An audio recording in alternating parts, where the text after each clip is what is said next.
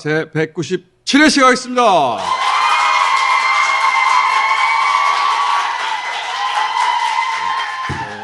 오늘 아주 좋아.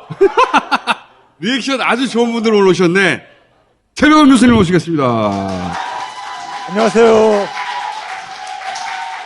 자, 이거 또 어렵네. 돈으로부터 자유로운 사람 한 사람도 없잖아요. 그렇죠? 경제 문제는 한마디로 정의하면은 돈의 배분 문제다. 민간 영역에서 나눠주는 역할을 하는 게 금융이고, 공공 영역에서 돈을 나눠주는 역할을 하는 게 재정입니다. 금융과 재정 다 영어로는 finance라고 똑같이 써요. 저는 다음 이제 이재명 정부가 들어서면은 들어서기로 돼 있습니까? 네, 저는 확실해요. 우리가 지금 이제 선진국으로 대외적으로는 명실상부하게 도약을 했고, 이제 내부적으로 이제 우리가 해결해야 될 과제들이 있죠. 우리 사회에 남아있는 적폐라든가 야만 이런 부분들이요. 대표적으로 불공정과 불평등 격차 해소. 근데 이걸 하려면은 금융과 재정을 좀 제자리를 좀 찾아줘야 돼요. 우리나라 이게 가계부채 비중이에요. GDP 대비요. 보게 되면은 팬데믹 이전까지는 박근혜 정부 때보다 완만하게 증가를 했어요. 근데 이제 팬데믹이 터지면서 이제 급속하게 증가를 하죠. 여기가 코로나 터질 시점이잖아요. 그렇죠. 예. 그 전까지는 완만하게 이제 기울기가 완만했었는데, 그러니까 팬데믹 이후에 가계가 굉장히 힘들어진 거죠. 정부가 돈을 안 쓰다 보니까는 가계가 그만큼 부담이 증가한 건데. 코로나로 어려운 가계를 주요 선진국들은 정부가 그 가계에 어려움을 부담해 줬는데 우리는 개인한테 맡겼지. 싱가포르 같은 경우는 국가 채무가 팬데믹 상황에서 한 GDP 대비 한 30% 증가했는데 가계 채무는 오히려 줄었어요. 그렇지. 그러라고 국가가 있는 건데 그걸 그렇죠. 재난지원금 못 주게 해가지고 가계가 더 방어력이 없다 이거죠. 정부가 방어 능력이 훨씬 더 있다 이거죠. 당연하죠. 그러니까 그게 경제적으로도 굉장히 효율적인 거죠. 정부가 채무를 늘리는 게. 국가가 빚을 잘 갚겠어요. 개인이 잘 갚겠어요. 그렇죠. 그래서 이제 대표적으로 보게 되면 주택담보대출도 많이 증가했죠. 돈이 많이 풀리다 보니까는 부동산 시장 들어갔고, 자영업자 대출도 굉장히 많이 증가를 했죠. 주택 가격이 4년간에 한 1,700조 이상이 증가했어요. 제가 학생들한테 그런 얘기 하거든요. 나하고 학생들하고 누가 더 은행 이용하기가 쉬우냐? 그럼 당연히 뭐 교수죠. 은행을 이용하는 게 굉장히 계층별로 굉장히 차이가 있어요. 그러니까 상위 2%는 자기 소득의 한 317%나 되는 반면에 하위 30%는 한 72%면 안 되거든요. 그러니까 돈이 없으면 돈을 안 빌려주고. 그렇죠. 돈이 많으면 돈을 더 빌려준다. 예. 그러니까 돈이 많은 사람들이 돈 빌려가지고 부동산 투기하기도 쉽죠. 더요. 그러면은 이제 가계부채 줄인다고 할 때 누구 부채를 줄여야 되느냐? 이 많이 빌려간 사람 걸 줄여야 되는 거죠. 그렇죠. 그렇지. 그런데 현실은 어떠냐? 금리를 올리게 되면 제일 누가 힘들어하냐? 뭘 어려운 얘기네 이거. 아니 뭐 이제 쉬워져. 한국은행에 정하는 이제 금리를 기준금리라고 가장 기준이 되는 금리라 해가지고요. 그래서 팬데믹 상황 속에서 쭉 1.25% 했던 걸 쭉 내려가지고 0.5%가 내렸다가 여기까지 내려갔다가 이제 지난해부터 이제 두 차례 올리고 1월 달에도 또 한 차례 올려가지고 1.25%가 다시 올라왔잖아요. 여기까지 올라왔어요. 예, 팬데믹 이전으로 다시 이제 돌아온 거예요. 2019년 10월 정도까지로 올라왔네 다시. 예, 다시 올라온 거예요. 한국은행이 금리를 올렸으니까 시중은행도 금리 올릴 게 아니겠습니까? 문제는 뭐냐면은 은행이 그러니까 팬데믹 상황에서도 굉장히 돈을 엄청 벌었다는 이런 거잖아요. 은행이 이 팬데믹 상황에서 돈 많이 벌었어요? 엄청 벌었죠. 제일 많이 벌었죠. 은행이? 예. 왜? 돈놀이 오히려 했으니까. 예? 그 어려운 와중에 돈을 엄청나게 번 게 은행들이라고요. 그러면 이자를 올리지 말아야지. 그거를 할 수 있는 게 금융위원회나 금융감독원이 할 수가 있어요. 근데 안 하지. 이재명 후보는 이 부분을 좀 이제 개혁을 하겠다는 것이고. 이제 이재명 후보 나오는 거예요? 좀 넘겨보세요. 자, 은행이 팬데믹 상황에서 돈을 벌었어요. 은행은 팬데믹으로 인해서 어려워진 가게에 대출해주고 돈을 번 거 아니냐. 여기 윤리적인 문제가 발생하잖아요. 한국은행이 기준금리를 올리면 팬데믹 때문에 돈을 많이 벌었던 은행은 사회적 윤리적 차원에서 그 이자율 높이는 걸 좀 늦추거나 해야 되는데 그렇게 안 한다는 말씀이잖아요. 그렇죠. 그걸 이제 실제로 보여드릴게요, 제가. 오늘 어려운데 이거 숫자 너무 많아. 간단해. 지난해 이제 연말에 2021년 12월 달이니까 바로 한 달 전이죠. 기준금리는 1.0%였어요. 그런데 지금 4개 시중은행, 대표적인 4개 시중은행의 대출금리를 제가 이렇게 쭉 뽑은 거예요. 자, 이해했어. 어머, 갑자기 이해했어. 예. 그러니까 2019년으로 돌아가자. 예, 돌아가서 비교해보자 그래서 이거예요. 그때 당시에 시중은행의 대출 금리를 봤더니 이 정도야. 근데 이번에 돌아가기 직전에 시중 금리를 봤더니 더 높아. 더 높아. 오, 그러니까 이 시중은행들은 요참에 대출 이자로 장사 많이 하려고 사실은 팬데믹 이전보다 대출 이자를 높게 받고 있었어 이미. 예. 오, 나쁜데 이거.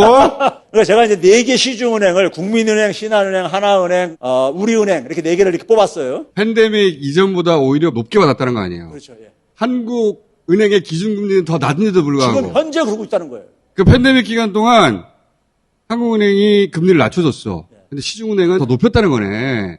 그러니까 이제 장사를 잘했네. 은행들이 대출 금리를 적용할 때 어떻게 정하냐면요. 3가지 항목으로 이제 구성하게 되어 있습니다. 기준금리라는 게 있어요. 그 다음에 가산금리라는 게 있어요. 가산금리는 개인별로 그러니까 신용의 차이들이 좀 있고 그러니까 그렇겠죠. 낮은 사람한테 좀 더 이제 부과하고 이렇게 하는 거예요. 그 다음에 가감 조정금리라는 것은 우리가 은행을 이용하다 보면 뭐 적금을 들기도 하고 카드도 발행을 하고 그렇지. 그 은행을 이용을 많이 하면은 좀 혜택을 포인트네, 주잖아요. 포인트. 그 은행을 많이 이용하면 은행에서 돈 벌이 도와줬다는 자, 얘기니까. 그럼 하나는 한국은행이 정하고, 하나는 개인 신용 등급에 따라, 예. 또 하나는 그 고객이 그 은행에서 이용하는 여러 서비스에 따라, 뭐 이 정도 아닙니까? 예. 그렇게 해가지고 지금 팬데믹 이전보다 높게 받아 처먹었다는 거 아니야. 그렇죠. 팬데믹 이전에 1.25예요. 근데 작년 말에 1.0이에요. 기준금리가. 그러니까 팬데믹 이전보다 더 낮았어요. 그렇죠. 그런데 시중은행의 금리는 팬데믹 이전보다 높게 받고 있었어. 그렇죠. 나는 팬데믹 때 낮게 받는 줄 알았어요. 한국은행 기준금리를 낮췄기 때문에 그러니까 더 높은 이자를 받아 처먹었다는 거잖아요. 그렇죠. 이거는 받아 처먹은 거잖아. 그러니 기준금리를 한국은행이 조금 더 올리면 이것도 올릴 거 아니냐. 그렇죠. 이게 지금 12월 때 할 거니까는. 그래서 또 올렸어요? 또 올렸죠. 또 올리지. 그게 한 달별로 집계하기 때문에. 아직 안 나왔는데. 1월 달이 안 끝났으니까는. 그러면 더 많이 받아 처먹는 거네?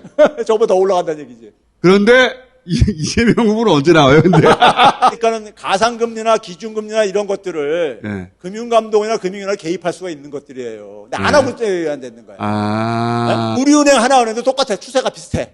이게 왜 그러냐면요. 한 번 하신 것 같은데? 예, 옛날에 보여줬던 그림인데 네. 은행들이 영업을 하는 것을 담당하는 부서가 금융위원회랑 금융감독원이야.